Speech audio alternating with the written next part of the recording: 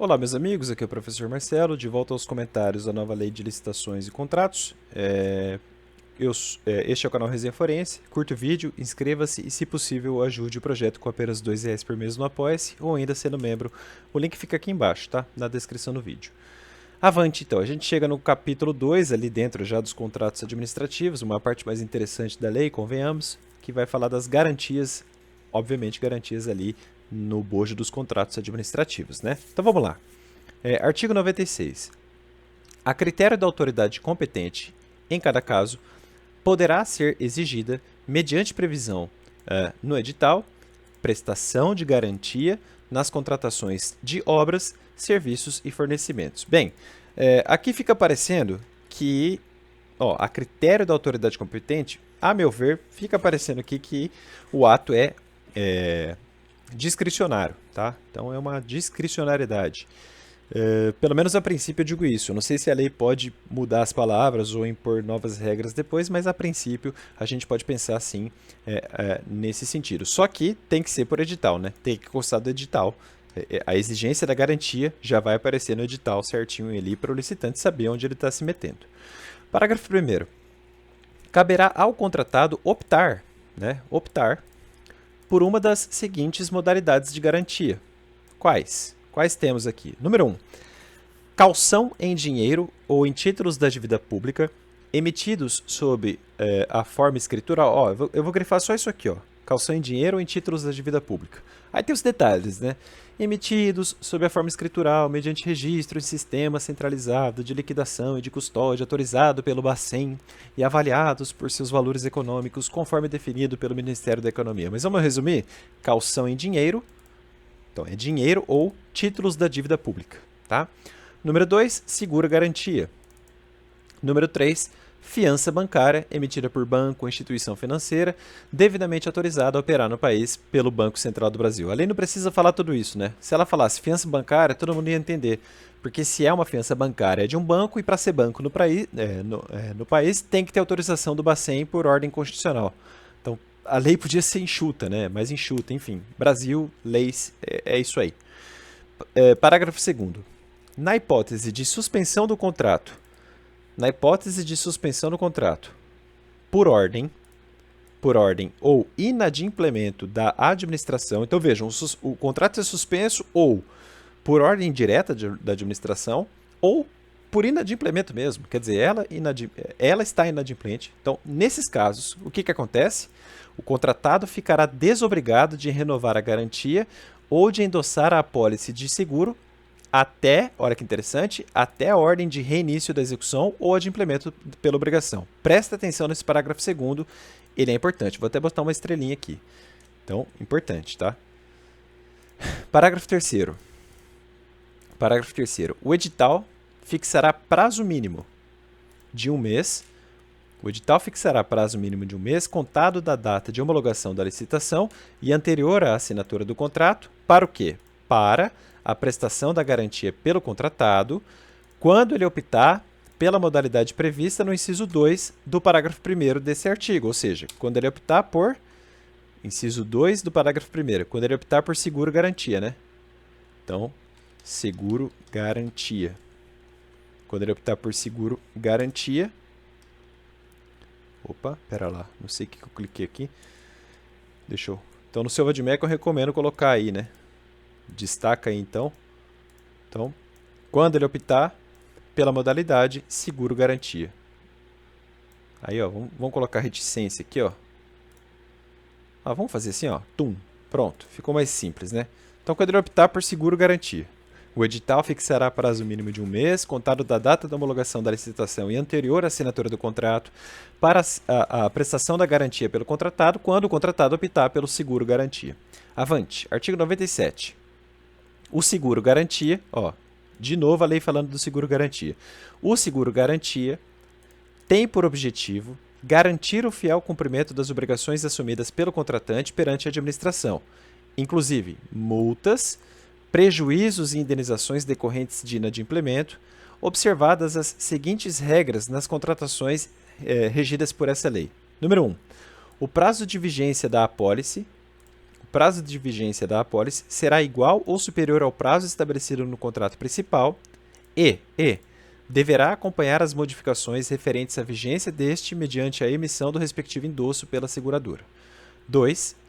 Segunda regrinha, o seguro garantia continuará em vigor, mesmo se o contratado não tiver pago o prêmio nas datas convencionadas. Então a seguradora já tem ciência disso, né? Ela já sabe desse risco aí. Parágrafo único. Nos contratos de execução continuada ou de fornecimento contínuo de bens e serviços, será permitida a substituição da apólice de seguro-garantia na data de renovação ou de aniversário. Mas, desde que mantidas as mesmas condições e coberturas da apólice vigente. E desde que nenhum período fique descoberto, ressalvado o disposto no parágrafo 2º do artigo 96 desta lei, que a gente já leu, né? Esse parágrafo aqui, Lembra que eu mandei meter um asterisco? Ele é importante, né? Então, ressalvado isso aí. Avante.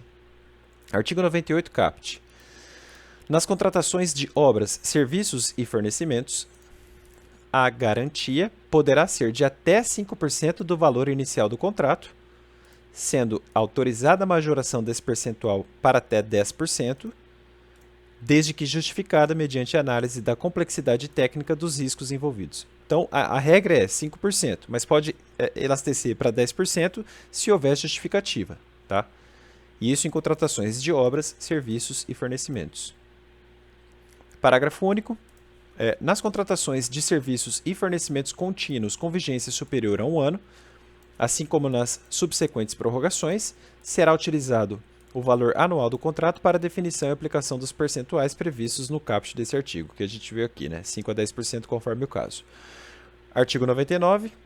Nas contratações de obras e serviços de engenharia de grande vulto, contratações de obras e serviços de engenharia de grande vulto, poderá ser exigida, vou até colocar assim, de engenharia de grande vulto, né? Poderá ser exigida a prestação de garantia na modalidade seguro-garantia com a cláusula de retomada prevista no artigo 102 desta lei, em percentual equivalente a 30% do valor inicial do contrato. O 102 a gente vai ler daqui a pouquinho, tá? Então vou colocar um asterisco aqui porque a gente vai ler hoje ainda. Artigo 100. A garantia prestada pelo contratado será liberada ou restituída após a fiel execução do contrato ou após a sua extinção por culpa exclusiva da administração. E quando for em dinheiro, vai ser atualizada. Tem correção monetária, tá, pessoal? Artigo 101. Nos casos de contratos que impliquem a entrega de bens pela administração, dos quais o contratado ficará depositário, o valor desses bens deverá ser acrescido ao valor da garantia. Então, se o contratado ficar como fiel depositário, digamos assim, o valor desses bens, né? Então, por exemplo, um carro está lá com o contratado e ele é fiel depositário. Tá, então vamos olhar a tabela FIP, tá, garante aí o valor do carro, senão não serve. Artigo 102. Na contratação de obras e serviços de engenharia, então, obras e serviços de engenharia, o edital poderá exigir a prestação de garantia na modalidade de seguro-garantia e prever a obrigação de a seguradora, em caso de inadimplemento pelo contratado, assumir a execução e concluir o objeto do contrato. E nesse caso, hipótese em que, número 1, a seguradora deverá firmar o contrato, inclusive os aditivos, como interveniente anuente.